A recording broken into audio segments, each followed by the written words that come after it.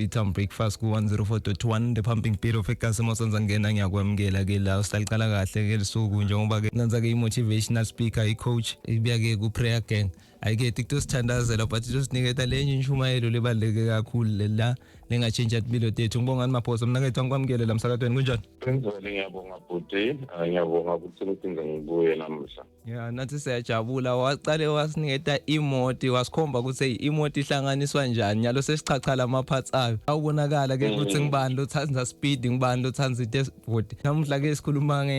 uthe sisukile kule aya ngini bese imagine asidlulele mbili namuhla. I think before ngingena ku C which is celebrated angibakhumbule abalaleli ukuthi lokho losikhuluma ngako lana mina ngikubika ma biblical principles for success. Yes. And kuyi formula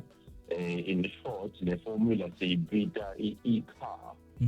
I-car ma abbreviations lawa amelelo I umele imagine it, C umele celebrate it, A umele anticipate it, and then R umele receive it. Mina ngibelieve ukuthi iBhayibheli lisifundisa ngeformula yokuthi into eBhayibhelini nawutifuna empilweni yakho kufuna ukuthi utende njani kusitendeke because iBhayibheli lithi uNkulunkulu utende safana naye.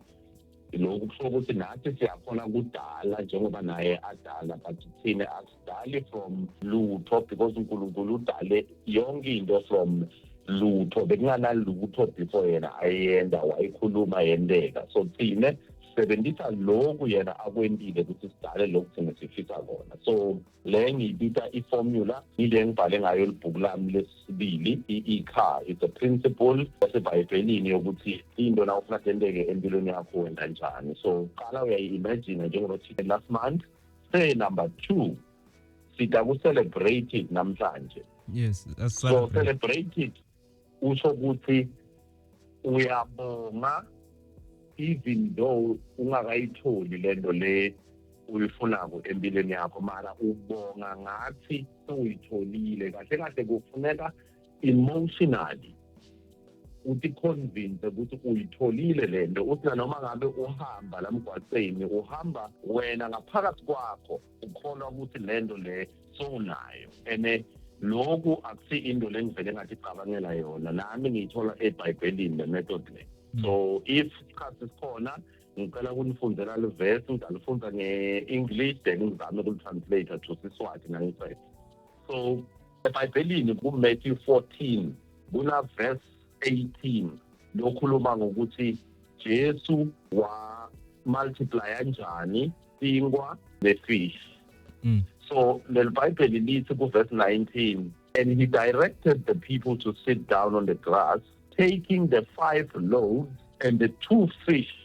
and looking up to heaven he gave thanks and broke the loaves. So laba satiko le story lesi the Bible lithi bekuna 5,000 wemadoda la beka landela Jesu la aya khona kwafika isikhathi nasebalambile khona so Jesu wathi yini lesinako la ukuthi sikhona ukufida labantu ngoba akunatitolo la ukuthi ngagijima neyothenga abafundi baJesu bathi no ukhona mfana lona 5 yetingwa na 2 wetifish. The Bible lithi Jesu wathi lethani la letingwa naleti fish wabatshela ukuthi hlalani phansi niqale nge-order so uyambona ngale ndlela ayi-approacha ngayo lento ukuthi yena ukholwa ukuthi unayo indlela yokufida labantu noma kuna 2 wetifish na 5 malofu etingwa but yena sokukholwa ukuthi nongabafida le 5,000 ebantu that's why ababika hlalani phansi so Bible lithi bahlala phansi mara mbuke ukuthi wendani nakathatha le 5 malofu na 2 wetifish. The Bible lithi watithatha wabuka edlulwini wabuka etulu naqeda kubuka etulu iBhayibheli lithi wabonga akazange wacela so celebrate it usokuthi uyabonga ungakayitholi ubonge ngathi sowuyitholile kufana nemuntu lofuna umsebenzi njalo lamuhla avuka unomala nekuseni athi Nkosi yami ngiyabonga lo msebenzi longiphe wona ngibona ngisebenza ngivuka nami njengalabanye ngihambe ngemsebenzini kube Nkosi yami ngiyabonga le business longiphe yona ngingana business ngingana lutho mara ngithi convince mina ukuthi uNkulunkulu ungiphile ibusiness and ngimbonge on a daily basis nangivuka ngingacini but ngibonge. So liBhayibheli lifundisa ukuthi uma into uyifuna kuNkulunkulu uya with thanksgiving. So sangivuka every day ngithandazela lo msebenzi mina ngiyawubonga lo msebenzi angiwuceli ngoba umuntu lo awucelako yena kahle kahle uconfessa ukuthi uyashoda lento lekayicelako and nakashoda lento lekayicelako kusho ukuthi wena lo nkulunkulu osimkhonzako ngathi akanamandla wekuyenda. Kanti umuntu lo aya ngokukholwa uya kuNkulunkulu ayobonga lento le angathi nayo ngathi sowunayo. Angathi kumbe Ngiyavakala mina kethu la sibonelo lengingabe kusangaso nje ngingacala ngale kuJesu ngale lesikhathi ubekisa ngaletingwa usibetiti incane but tibe sethi abaningi noma singacala ngalomnikati lebanato letingwa ngiyaba ngedwana la ngibe nemaphupho lamaningi ngaku uyathola umuntu ukuthi ube nema talent lamanyenti kabi ukuthi lento ngingayimultiply akusingiloko. Kwesibili lapha kuhlanyela lento loyishoko even nale business loyishoko singiyayibonga le idea ngisuke senginayo yabona ngabe bengide le idea vele lokusho ukuthi ngabe anginalo ukuthi ngale sale practical anbathi mabakubuta ngalenza bayele business yakho awucala ukuthi wena ngicale ngathengisa ucala la kucale khona le idea lapha kuse ngicale la story sakho vele sisuka la isungule khona so lento sinayo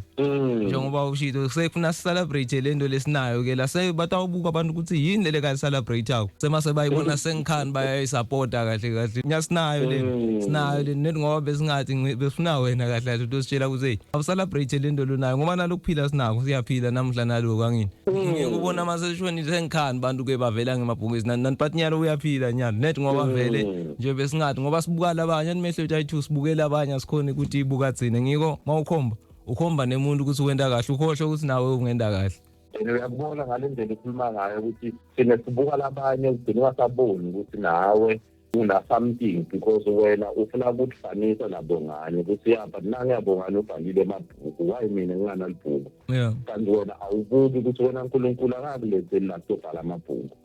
ngabe nje usheshe wabuta uNkulunkulu ukuthi kahle mina yini lo nginako ngaphakathi kwami lo ngingasebenzisa la emhlabeni konke ngabo bongane konke ngabo makhelwane konke ngebangani bakho. Bekutoba lula ukuthi sonke sikhange siphumelele uma sonke sibuka ngaphakathi kwethu sathi fanele sinalabanye. So celebrate lokhu lo wena unako lo uNkulunkulu akuphe bona because nami uNkulunkulu ngiphela kami italent ngithi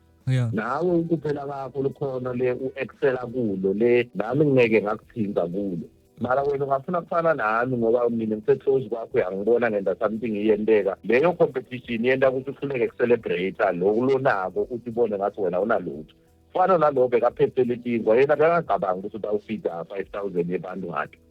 yena usitshele ukuthi ingwatami lethi angiphuma la mina ngiyakudla so Jesu wabona ukuthi no into ukuze ukuthi yenteke thatha lo lonako yekela libuka lungana yabona that's why Jesu akakazange abanike inyama yenkukhu kumbe inyama yenkomo ubanike ifish ngoba bebanefish so yonke into njalo isukela lapho unani wena uphetheni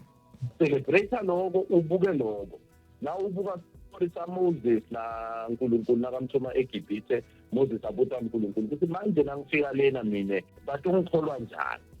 ukuthi ngibuya kuwo wathi uNkulunkulu uphetheni Moses esandleni wathi Moses nginenduku wathi uNkulunkulu yebo asebenzise le nduku ke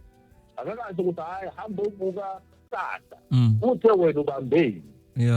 yonke into emhlabeni yobuyela ukuthi ubambeni wena esandleni sakho. Umlaleli into lekayibambile ngilele sikhulume ngako mara leka nako ke la i-social media i-prayer gang ibuyile ngibonile ke la singabancishi thina nge 10 minutes lele sibanika wona la makafuna ukulandzela ku-social media abone mhlambe lonke leli hour lo banika lona ke la ngokufundisa ngeBhayibheli ukutholakala ku ngiyatholakala ku-Facebook, Instagram, ku-TikTok naku-YouTube. I-social media handle yethu ithi The Prayer Gang kuwo wonke lama platforms and sinayo ne-WhatsApp channel. I-WhatsApp number la ungathi WhatsApp khona ithi 061 4524297 angiyiphinde 061 4524297 ngicabanga ukuthi abalaleli bangakuthinta nakuwe uma bangakaweva lama contact details ukuthi bawacele then udabaforwardela but siyatholakala kuma social media platforms ne WhatsApp channel yethu nayo ithi The Prayer Gang. Nakethu sibonge kakhulu last time baba nangalokutako mina ngihlale ngibatshela ukuthi sidlo sasekuseni buka namuhla sidle ifish nesingwa la ku Beatam breakfast so sibongile bhuti. Hayi ngibonge kakhulu Princeville, ngibonga leli thuba nje wonke malanga, ngiyabonga kakhulu. Khululeka ngizawuba khona na next time because sesikhomithile ukuthi aseve balaleli. Ngiyabonga futhi. I-Beatam breakfast ku-104.1 the pumping beat of egasi ngibongani maphosa ke ibuyile ke i-prayer ke ngamcheka ke online baba nel-hour ke enzambama la baqala ke ku-Genesis bofika ku-Revelation ngifuna kubona ke ukuthi la abantu awufika nini so na ungabajoyina njengoba sinikile ama-social handle akho.